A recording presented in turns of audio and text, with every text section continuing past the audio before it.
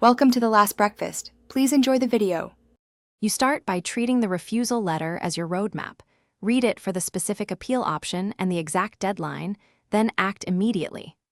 Once done, assemble the original application, all supporting documents, certified translations, police checks, and biometrics receipts so nothing is missing. Make sure to decide whether you will engage a lawyer who knows immigration appeals or prepare to represent yourself, because that choice changes your next steps and the documents you must prepare.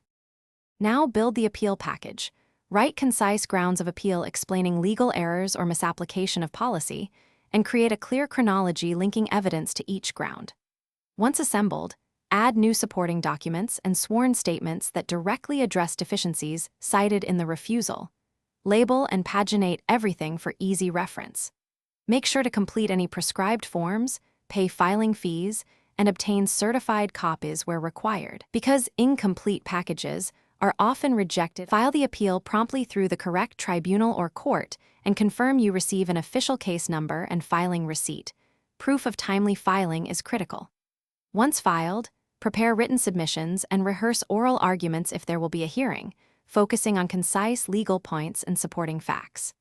If the appeal is unsuccessful, be ready to explore judicial review or a new evidence motion.